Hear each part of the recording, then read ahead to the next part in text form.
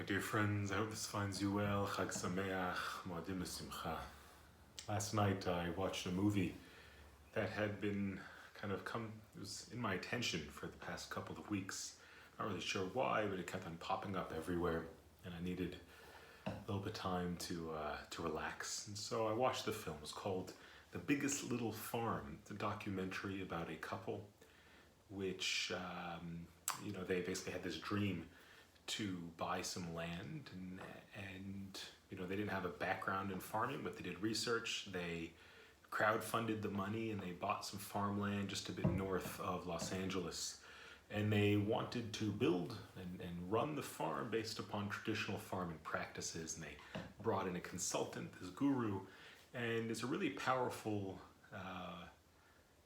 story of resilience and basically the philosophy, explaining the philosophy behind farming, and trying to move away from what modern farming has become. And they went to these old traditional, no pesticides, organic, and the whole idea is that they build this ecosystem, and all the different parts within the ecosystem support each other and they balance each other out, and even the preys and the pests and everything like that, everything plays a role.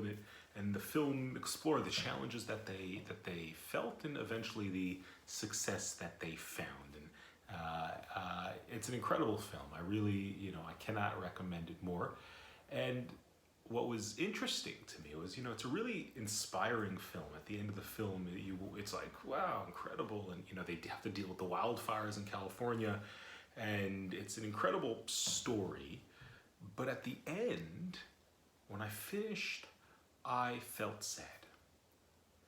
And I felt a little bit, depressed. I was like, what's, and I couldn't get around it, because the film's an inspiring one, and the ending to the film's inspiring. It's powerful, and it teaches about, if people have this mindset and they do little things, they try to build this, it's an incredible story of human survival and resilience. But yet I walked away feeling sad, and I think, I was like, why? I was trying to explore where this sadness came from, and I believe that the sadness comes from the situation that we face right now. I mean, if you think about what's going on in the world,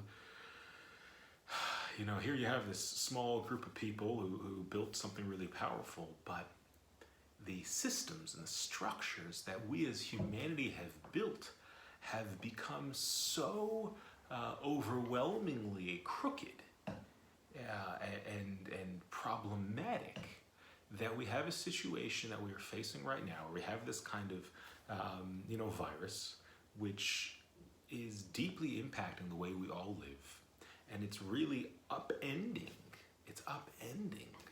modern society in many ways. And it's like they had this beautiful vision in this film of what things can be and how farming can be, and then you come back into this world and things are broken. Most of us, we still get our fruits and vegetables from these huge conglomerates that have kind of knocked out the little farmers, and traditional farming is not sustainable, and there's so much imbalance in the world. And it's like, whoa, and what do we do with it? What do we do with this? And so I felt sad. I felt a kind of an incongruence between this beautiful little film and the reality that most of us live in, and that that we're facing right now. We're facing profound brokenness in the world, and it's a challenging thought. But I also I'm a little bit buoyed this morning as I think about kind of what's going on in the Jewish calendar and the cycle of the year. Because of course Pesach is this powerful vision, it's a powerful image of this people taken out of the land of Egypt, and they march off, or they're going out there, and this great light came in and whisked them away into salvation, right? Well, not exactly. I mean, they were taken out, but then they faced challenges immediately. They even faced challenges almost on the second night. We're told that after the Jewish people were taken out of the land of Egypt, the first night, there was this great light. There's such a powerful light that came into the world. But on the second night, they didn't feel it. They said, what's going on here, Hashem? What's going on? There's no light. And then Hashem says, okay, now that you've received this light, now you need to count for yourself. And here's this mitzvah of Sefirat HaOmer, where we count each day as we build ourselves up to Shavuot. So there's this powerful revelation, but then it's taken away. And that the absence of the light creates deep sadness and deep grief. But then how do we get out of it? How do we move out of it? Little by little. This is Sefirat HaOmer. Little by little, every day we need to do a little bit. We might have these grand visions of what things need to be like. Okay, good. We need to have vision. But in order to get there, it's little things, little steps every single day. The Exodus, the Jews leaving Egypt, met more challenges. As they were coming out of this. We're moving into the 7th day of Pesach. Tonight we celebrate the 7th day, 7th night. The Jewish people were coming out on the 7th day. What happened? They reached the sea. Yam Suf. And it was blocking their way. They come all this way, and here they were, and the impossible was in front of them. Where are we supposed to go? The enemy is coming, crashing down on them, and here is this sea before them. They can't do anything. They cannot move. What do we do? What are they supposed to do? And here is where there was this element of faith.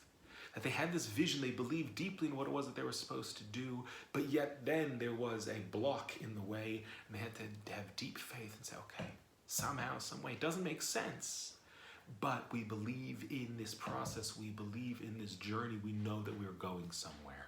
And I think that that's what's going on in the world right now, is, it's so easy to become disheartened. It's so easy to be swept away by the darkness and the disease, really. But now is a time of strengthening our faith, of believing in what it is that we are here for, what it is that we are here to do. There are great blocks in the way. There's great difficulty. But now is a time where somehow we must dig deep and believe more deeply within what it is that we are all tasked to do, whatever way that we can. It's the little stages, the little steps. The grief comes from the sense of, oh my gosh, there's this world that's so out of balance. And it is. We live so out of touch with reality, so out of touch with nature and with health. And I think that this virus is a wake-up call. How can it be that in advanced countries in the world, people are lacking the most basic medical necessities? That there's so many people who are left so vulnerable, that our economy is built in such a way where we have this thing and nobody can work. Nobody can work. How can it be? We have built a society with all of its beauty, with all of its greatness, with all of its incredible. It's broken. And here is a wake-up call. And we say, okay, I can get carried away with the sadness of it all. And that's easy. And we fall into that grief, and I fall into that grief. But we can also say, okay, somehow I'm going to start. I'm going to start building Sefirat HaOmer, little by little, day by day.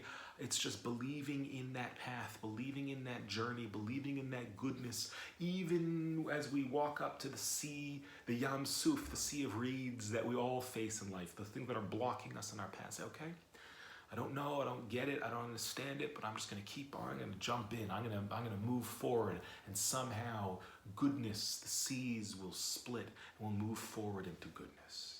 And so this is the avoda, this is the work. So I saw this film. It inspired me of this beautiful image of what we can do, how human beings can connect back to the earth. And it's depressing that we're so far from that. But maybe there's little things that I can do to become a bit more in tune with nature and in harmony with nature and in harmony with myself. And we can extend this metaphor to all the things, all the great visions that we each have as individuals. Hashem should bless us to have these visions, to have these images of what we can be, of the greatness that we can achieve. And may we be blessed with the discipline and the focus and the faith to be able to do little things every day, however we can. So with that, my friends, I wish you all a Chag Sameach. Let's be inspired by these last few days. Let's be encouraged by these last few days. And most importantly, let's carry the great light of Pesach with us into the year, into the world that needs this healing, that needs the light of the Exodus more than ever. May Hashem bless us with a Chag Sameach.